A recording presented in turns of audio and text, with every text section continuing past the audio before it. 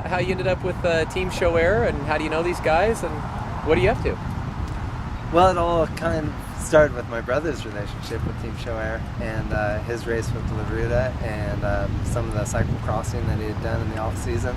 I think he put a pretty strong goal on himself to start upping his fitness, kind of upping the ante.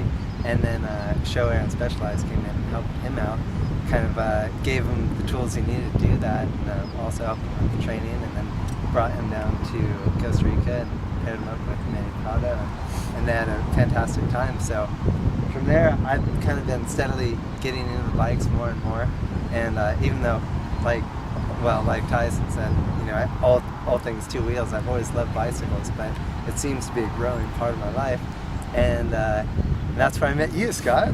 Came in and what happened is Cycle World and Attack Performance were building up this program, and we basically needed a little more help because the program, as we all know, bike racing it's a lot of parts. Although it's an individual sport when the green light flashes, it's very much team sport the rest of the time. You got to have the full package. You got to have the motorcycle, the team, the rider, and thanks to the effort of the team and especially Sho-Air and Specialized for coming on board, we've been able to get to Mid-Ohio. We had a fantastic weekend.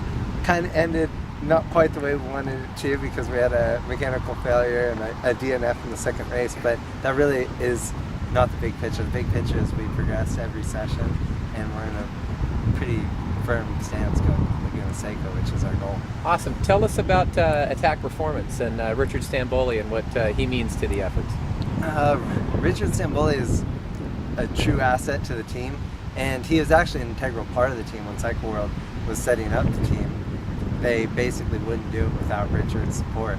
And for me, I had never worked with him before, and really Richard and I, even though we passed each other 1,000 times in the paddock, didn't really know each other, and I just had no idea actually who he was as a person and technically from just how gifted he is as an engineer. So it's absolutely been a wonderful pairing with us. We've had a fantastic time a few times we've been to the track, and he just continues to impress me every time. I just go to sleep easy at night on the race weekend, knowing that he's kind of at the helm, and I don't have to overthink it. Great.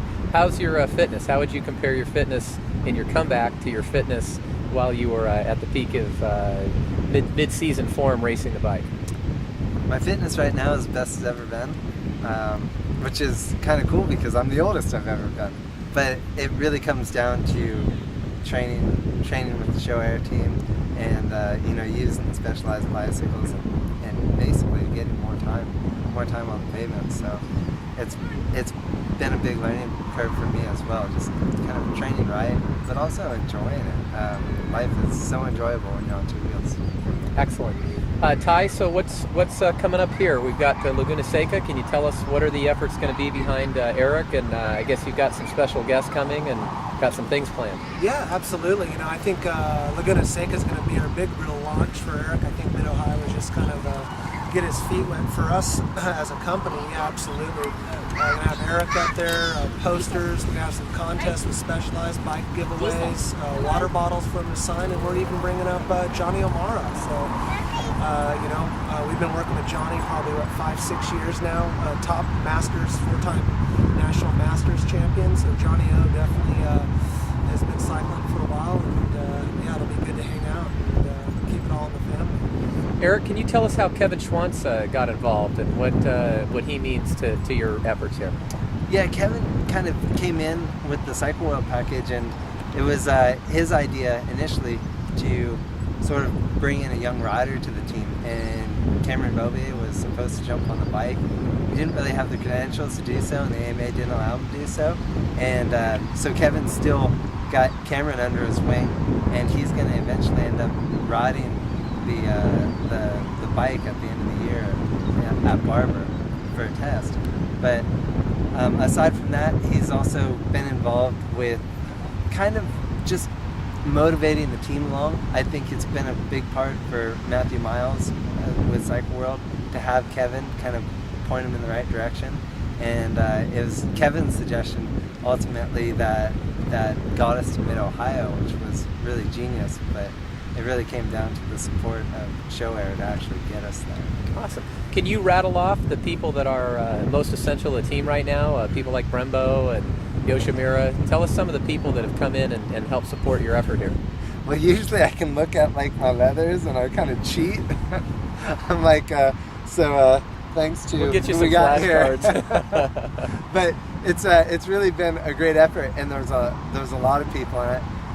I might miss a couple, but from Cycle World Tactical Performance and Yoshimura Suzuki, Sho-Air, and Specialized, there's a ton of other people that have made the kind of put the effort together, which Leo Vinci Exhaust Systems has supported us all the way along, and they've kind of organized events for us. They did our official launch in San Francisco, and then there's Brembo Brakes, of course, and I think the AMA has been a really big help.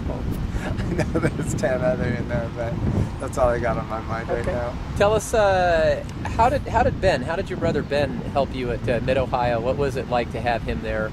And did it make a difference for you to get up to speed or get comfortable again?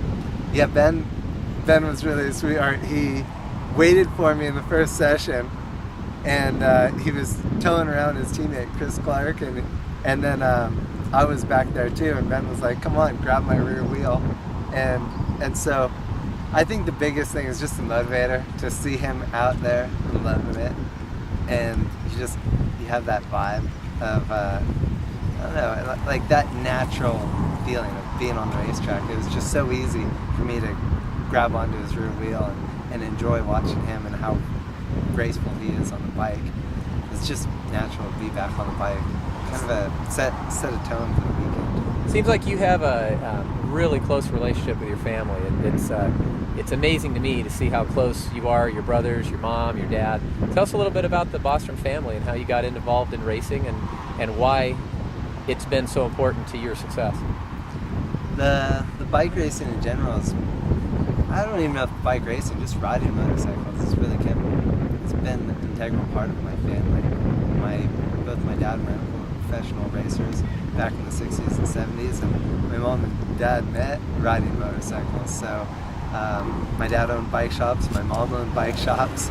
We did all of our family vacations going to motorcycle destinations, whether it was trips out to the desert for riding destinations, and somehow racing got into the mix there. And both my older brothers raced at one time, or Ben obviously still racing, and Torsten is not racing anymore, but still we'll all ride bikes till the day we die. So it's just it's sort of in the blood. You and Ben seem to have a real special relationship with the fans. You guys always consistently are fan favorites. How important is the fan base, and how important is the public to you guys? For me, the fans are number one because they really allow us to do what we love to do. They kind of give us a reason to showcase, I guess, your talent, or whatever you want to call it. But whatever the case, we all, I guess, compliment each other, because ultimately they wouldn't come to the track, I guess, if you weren't riding around. But really, we absolutely couldn't do what we love to do without them supporting us. So for me, every time I get a chance to see a fan, shake their hand, give them some of my gratitude for saying, "Hey, thank you so much for allowing me to do what I love to do." It's my way of trying to, I guess, show some gratitude. Awesome.